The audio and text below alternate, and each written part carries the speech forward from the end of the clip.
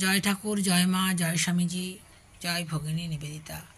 কারকবেড়িয়া রামকৃষ্ণ সারদা সেবাশ্রমে একবার শ্রী শ্রী মায়ের জন্মতিথি উপলক্ষে শ্রী শ্রী মায়ের কথা পাঠ করে আমি এই বইটি পুরস্কার স্বরূপ পেয়েছিলাম। স্বামীজিকে যে রূপ দেখিয়াছি, ভগিনী নিবেদিতা। কামারপুকুর রামকৃষ্ণ মিশনের এক ব্রহ্মচারী মহারাজ এই পুরস্কার আমার হাতে তুলে দিয়েছিলেন। এই বই থেকে কিছু অংশ পাঠ করছি। ত্রুটি মার্জনীয়। প্রথম পরিচ্ছেদ, লন্ডনে 1895 খ্রিস্টাব্দে। মনে করিলে আশ্চর্য বোধ হয়, কিন্তু নিশ্চিতই আমার সৌভাগ্য বলিতে হইবে যে আমার গুরুদেব শ্রীমৎ স্বামী বিবেকানন্দের বক্তৃতাবলী তাঁহার 1895 ও 1896 খ্রিস্টাব্দে ইংল্যান্ড আগমনকালে উভয়বারই আমি শ্রবণ করিয়াছিলাম। তথাপি 1898 খ্রিস্টাব্দের প্রথম দিকে ভারতে আসিবার পূর্বে তাহার ব্যক্তিগত জীবন সম্পর্কে অতি অল্পই জানিতাম, এমনকি কিছুই জানিতাম না বলিলেও চলে। সৌভাগ্য, কেননা এই পূর্ব পরিচয় না থাকার ফলেই আমি মানস নেত্রে স্বামীজির ব্যক্তিত্বের যে শতপ্রকাশ ঘটিত তাহার প্রতিপদে ভারতীয় অরণ্য, নগর ও রাজপদরূপ যথার্থ পরিবেশের মধ্যেই তাহাকে দেখিতে পাই। প্রাচ্য আচার্যকে প্রাচ্য জগতের আবেষ্টনীর মধ্যেই দেখিয়া থাকি। এমনকি সুদূর লন্ডনেও যখন আমি তাহাকে প্রথম দেখি, এখন ওই ঘটনা স্মরণ করিয়া আমার চিত্ত যেরূপ আলোড়িত হয়, সূর্যালোকমণ্ডিত স্বদেশের বহু স্মৃতি পরম্পরা তাহার চিত্তও সেইরূপ আলোড়িত করিয়া থাকিবে। সময়টি ছিল নভেম্বর মাসের এক রবিবারের শীতল অপরাহ্ন। স্থান ওয়েস্ট এন্ডের এক ড্রয়িং রুম। অর্ধবৃত্তাকারে উপবিষ্ট শত্রুমণ্ডলীর দিকে মুখ করিয়া তিনি বসিয়াছিলেন। তাহার পশ্চাতে ছিল কক্ষের অগ্নি রাখিবার স্থানে প্রজ্বলিত অগ্নি। আর যখন তিনি প্রশ্নের পর প্রশ্নের উত্তর দিতেছিলেন এবং মধ্যে মধ্যে উত্তরটি উদাহরণ দ্বারা ব্যাখ্যা করিতে গিয়া কোনো সংস্কৃত গ্রন্থ হইতে সুর করিয়া আবৃত্তি করিতেছিলেন, তখন গোধূলি ও অন্ধকারের মিলন সম্ভূত সেই দৃশ্যটি নিশ্চয়ই ভারতের কোনো উদ্যানে অথবা সূর্যাস্তকালে কূপের নিকটে কিংবা গ্রামের উপকণ্ঠে বৃক্ষতলে উপবিষ্ট সাধু এবং তাহার চারিদিকে সমবেত সত্রীবৃন্দ, এইরূপ এক দৃশ্যেরই কৌতুককর রূপান্তর বলিয়া তাহার বোধ হইয়া থাকিবে। ইংল্যান্ডে আচার্য হিসাবে স্বামীজিকে আমি আর কখনো এমন সাদাসিধাভাবে দেখি নাই। পরবর্তীকালে তিনি সর্বদাই বক্তৃতা দিতেন অথবা প্রশ্নাদির উত্তর দিতেন।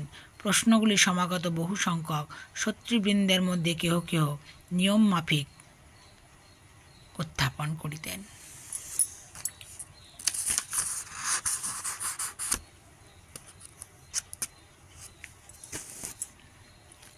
একটু পাতাটা উল্টাতে সময় লাগছে,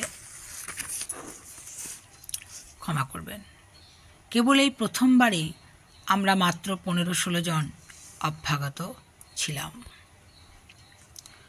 আমাদের মধ্যে অনেকেই আবার ছিলেন ঘনিষ্ঠ বন্ধু। স্বামীজি আমাদের মধ্যে উপবিষ্ট ছিলেন। তাহার পরিধানে ছিল গৈরিক পরিচ্ছদ ও কোমরবন্ধ, যেন তিনি আমাদের নিকট কোন এক দূরদেশের বার্তা বহন করিয়া আনিয়াছেন। মধ্যে মধ্যে তিনি এক অদ্ভুত অভ্যাস মতো শিব শিব বলিয়া উঠিতেছিলেন।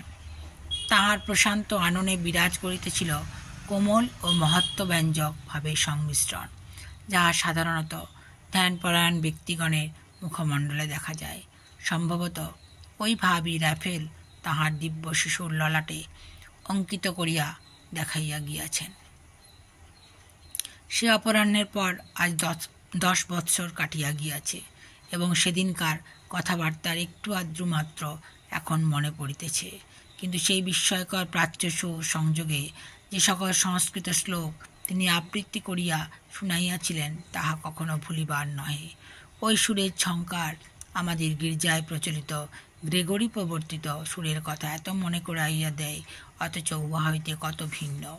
তাহার নিজের সম্বন্ধে কোনো প্রশ্ন করিলে তাহার উত্তর দিতে তিনি বেশ আগ্রহী ছিলেন এবং একটি প্রশ্নের উত্তরে বুঝাইয়া দিলেন তাহার পাশ্চাত্যে আগমনের কারণ হইল তিনি বিশ্বাস করেন বিভিন্ন জাতির মধ্যে বর্তমানে যেরূপ পণ্যদ্রব্যের বিনিময় চলিতেছে, ঐরূপ পরস্পরের মধ্যে আদর্শের আদান প্রদানেরও সময় আসিয়াছে। এই সময় হইতে বরাবর কথাবার্তা বেশ সহজভাবে চলিয়াছিল। তিনি প্রাচ্যের সর্বং খল্লিদং ব্রহ্মরূপ অদ্বৈতবাদের ব্যাখ্যা করিতেছিলেন। সেই প্রসঙ্গে তিনি বিবিধ ইন্দ্রিয় জ্ঞান এক অদ্বিতীয় সত্তার বিভিন্ন বিকাশ বলিয়া বর্ণনা করিলেন এবং গীতা হইতে শ্লোক উদ্ধৃত করিয়া তাহার ইংরেজি অনুবাদ করিয়া দিলেন। মই সর্বমিদং প্রত্যং সূত্রে মণিগণা ইব। সূত্রে গ্রথিত মণিসমূহের ন্যায় এই সকল আমাতে অবস্থিত। তিনি আমাদের বলিলেন, খ্রিস্ট ধর্মের ন্যায় হিন্দু ধর্মেও প্রেমই ধর্মভাবের চরম উৎকর্ষ বলিয়া স্বীকৃত হয়। তিনি আরও বলিলেন, হিন্দুগণ মনে করেন শরীর ও মন এক তৃতীয় পদার্থ, আত্মার দ্বারা পরিচালিত ও নিয়ন্ত্রিত। এই বিষয়টি আমাকে বিশেষভাবে আকৃষ্ট করে, যাহার ফলে পরবর্তী শীতকালে আমি সম্পূর্ণ নূতন দৃষ্টিভঙ্গি লইয়া জগৎকে দেখিতে আরম্ভ করি। তিনি বৌদ্ধ ধর্ম ও হিন্দু ধর্মের পার্থক্য বর্ণনা করিতেছিলেন এবং আমার মনে আছে তিনি শান্তভাবে এই কয়টি কথা বলেন। বৌদ্ধগণ ইন্দ্রিয়জ জ্ঞানকেই সত্য বলে মেনে নিয়েছিলেন। সুতরাং এই হিসেবে বৌদ্ধ ধর্ম ছিল আধুনিক অজ্ঞেয়বাদের সম্পূর্ণ বিপরীত মতাবলম্বী এবং ইন্দ্রিয়জ জ্ঞান মনেরই খেয়াল মাত্র, অতএব অনুমানও তাহাই। এইরূপ সন্দেহ অজ্ঞেয়বাদের মূল মন্ত্র বলিয়া অজ্ঞেয়বাদ অনেকটা হিন্দু ধর্মেরই সদৃশ। আমার মনে আছে তিনি বিশ্বাস শব্দটিতে আপত্তি প্রকাশ করেন এবং উহার পরিবর্তে প্রত্যক্ষানুভূতি শব্দটি ব্যবহার করিতে বিশেষ আগ্রহান্বিত হন। সম্প্রদায় সম্পর্কে আলোচনা করিতে গিয়া তিনি ভারতের একটি প্রবাদ উদ্ধৃত করেন, কোনো সম্প্রদায়ের মধ্যে জন্মানো ভালো, কিন্তু উহার গণ্ডির মধ্যেই মৃত্যু অতি ভয়ঙ্কর। আমার মনে হয় সম্ভবত এই প্রসঙ্গেই পুনর্জন্মবাদও আলোচিত হইয়াছিল। বোধ হয় তিনি কর্ম, ভক্তি ও জ্ঞান এই তিনটিকে আত্মজ্ঞান লাভে তিনটি উপায় বলিয়া উল্লেখ করেন। আমার বেশ মনে আছে তিনি কিছুক্ষণ ধরিয়া মানবের অনন্ত শক্তি সম্বন্ধে বলেন এবং ঘোষণা করেন, সকল ধর্মের একমাত্র শিক্ষা এই, ত্যাগ করো, ত্যাগ করো। তিনি এইভাবে দু একটি কথাও বলিয়াছিলেন যে ভারতবর্ষে উচ্চতম ধর্মের সহিত পুরোহিত ও মন্দিরাদির কোনো সম্পর্ক নাই এবং তাহার দেশের সর্বোচ্চ ধার্মিক ব্যক্তির নিকট স্বর্গ কামনা কতকটা নিম্ন স্তরের বলিয়াই বিবেচিত হয়। আত্মার মুক্ত স্বভাবরূপ আদর্শ তিনি নিশ্চয়ই উল্লেখ করিয়া থাকিবেন। মানব সেবায় প্রত্যেক ব্যক্তির জীবনের উদ্দেশ্য বলিয়া পাশ্চাত্যে আমাদের যে ধারণা, তাহার সহিত তাহার মতের আপাত বিরোধ ঘটিয়াছিল। কারণ আমার স্পষ্ট মনে আছে যে সেদিন অপরাহ্নে তিনি সর্বপ্রথম সোসাইটি শব্দটি এমনভাবে এক অর্থে ব্যবহার করিয়াছিলেন, যাহা আমি কখনো সঠিকরূপে বুঝিতে পারিয়াছি বলিয়া মনে করি না। যতদূর মনে পড়ে, তিনি পূর্বোক্ত আদর্শটির উল্লেখ করিয়ায় আমাদের দিক হইতে যে সকল প্রতিবাদ উঠিবার সম্ভাবনা তাহা অনুমান করিয়া বলেন, আপনারা বলবেন এতে সমাজের কোনো উপকার হয় না, কিন্তু এই আপত্তি স্বীকার করে নেবার পূর্বে আপনাদের প্রথমে প্রমাণ করতে হবে যে সমাজে স্থায়িত্ব জিনিসটা স্বয়ং একটি উদ্দেশ্য স্বরূপ। ওই সময়ে আমি মনে করিয়াছিলাম সোসাইটি অর্থে তিনি সমগ্র মানব জাতির উল্লেখ করিতেছেন এবং বিচার করিয়া দেখিলে শেষ পর্যন্ত জগৎ নশ্বর, অতএব জগতের উপকারের জন্য যাহা কিছু করা যায় তাহাও নশ্বর, এইরূপ মতবাদ প্রচার করিতেছেন। কিন্তু এই অর্থই কি তাহার অভিপ্রেত ছিল? তাহা হইলে মানব সেবায় যে চিরকাল তাহার জীবনব্রত ছিল, তাহার সহিত এই মতের সামঞ্জস্য হয় কিরূপে?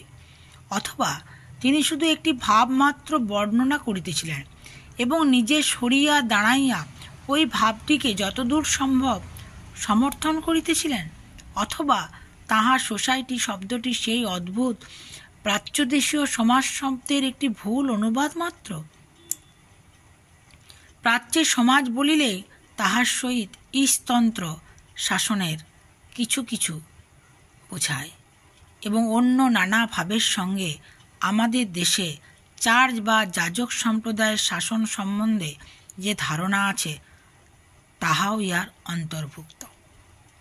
পরিব্রাজক আচার্য হিসাবে তাহার নিজের পদমর্যাদা কি এই প্রশ্নেরও তিনি কিছু কিছু আলোচনা করেন এবং বলেন, ধর্মসংঘ সম্পর্কে অথবা একজনের কথাই বলিতে গেলে যে ধর্মমত সম্প্রদায়ে সীমাবদ্ধ তাহার সম্পর্কে ভারতের তেমন আস্থা নাই। তিনি বলেন, আমাদের বিশ্বাস সংঘ থেকে চিরকালই নূতন উৎপাতের সৃষ্টি হয়ে থাকে। তিনি ভবিষ্যৎবাণী করিলেন, ওই সময়ে পাশ্চাত্যে বহুল প্রচলিত কয়েকটি ধর্ম সম্প্রদায় কাঞ্চনাশক্তিবশত অচিরে বিনষ্ট হইবে। তিনি ঘোষণা করেন, মানুষ সত্য হইতেই সত্যে অগ্রসর হইয়া থাকে, মিথ্যা হইতে সত্যে নহে। বস্তুত এই মূল সত্যটিকেই তিনি সর্বদা বিভিন্ন দৃষ্টিভঙ্গি হইতে প্রচার করিতে যে সকল ধর্মই সমভাবে সত্য এবং আমাদের পক্ষে কোনো অবতারের বিরুদ্ধ সমালোচনা অসম্ভব, যেহেতু অবতারগণ সকলেই সেই এক অদ্বিতীয় ব্রহ্মের বিভিন্ন প্রকাশ মাত্র। এই স্থলে তিনি গীতার সেই সর্বশ্রেষ্ঠ শ্লোকটি উদ্ধৃত করেন, যদা যদা হি ধর্মস্য গ্লানি ভবতি ভারত অভ্যুত্থানম অধর্মস্য তদাত্মানং সৃজম্যহম পরিত্রাণায় সাধুনাং বিনাশায় চ দুষ্কৃতম ধর্ম সংস্থাপনার্থায় সম্ভবামি যুগে যুগে। অর্থাৎ যখনই ধর্মের গ্লানি ও অধর্মের অভ্যুদয় ঘটে তখনই আমি আপনাকে সৃষ্টি করি, সাধুগণের পরিত্রাণ, দুষ্কৃত কারিগণের বিনাশ এবং ধর্ম সংস্থাপনের জন্য আমি যুগে যুগে অবতীর্ণ হই। এই হিন্দু যোগীকে দেখিবার জন্য আমরা যে কয়জন আসিয়াছিলাম তাহাদের কাহারও ধর্মে তেমন আস্থা বা বিশ্বাস ছিল না। স্বামীজির বাম পাশে বসিয়াছিলেন ইতিহাস প্রসিদ্ধ বংশের এক বৃদ্ধা মহিলা, ফ্রেডারিক ডেনিসন মরিসের শিষ্যা ও বন্ধু। অগ্রণী হইয়া তিনি মার্জিত শিষ্টাচারের সহিত প্রশ্নাদি করিতেছিলেন। বোধহয় ধর্মবিশ্বাসের ব্যাপারে আমাদের মধ্যে তিনি ছিলেন সর্বাপেক্ষা কম উদার ভাবাপন্না। গৃহকর্ত্রী স্বয়ং এবং অপর দুই একজন মনস্তত্ত্বই যে ধর্মবিশ্বাসের কেন্দ্র, এই প্রচলিত আধুনিক আন্দোলনের পক্ষপাতী ছিলেন। কিন্তু আমার মনে হয় সেদিন অপরাহ্নে আমাদের মধ্যে অনেককে বাছিয়া নিমন্ত্রণ করা হইয়াছিল, যেহেতু আমরা সহজে কোনো ধর্মমতে আস্থা স্থাপন করিবার বিরোধী ছিলাম এবং ধর্ম প্রচার ব্যাপারে যে কিছু সত্য থাকিতে পারে সে বিষয়ে প্রত্যয় জন্মানো ছিল কঠিন। আমার এখন মনে হয় সেদিন সেই সাক্ষাৎকারের শেষে বক্তা সম্বন্ধে আমার যেরূপ দম্ভ উদাসীনতার সহিত নিজ নিজ অভিমত প্রকাশ করিয়াছিলাম তাহার একমাত্র কৈফিয়ত দেওয়া যাইতে পারে এই বলিয়া যে অবিবেচনাপ্রসূত অনুরাগ যাহাতে হৃদয় অধিকার না করে সেজন্য সর্বদা বিচার বুদ্ধিকে বাঁচাইয়া চলিবার অভ্যাস। বিদায় লইবার পূর্বে গৃহস্বামী ও গৃহকর্ত্রীর সহিত কথা কহিতে কহিতে আমরা এক এক করিয়া অভিযোগ করিলাম, নূতনত্ব কিছুই নেই, কেহ না কেহ এইসব বিষয়ে পূর্বেই বলিয়াছেন। নমস্কার। জয় মা, জয় ঠাকুর, জয় স্বামীজি, জয় ভগিনী নিবেদিতা। বোঝা খুবই কঠিন, তবু যতটুকু পারলাম চেষ্টা করলাম। প্রণাম।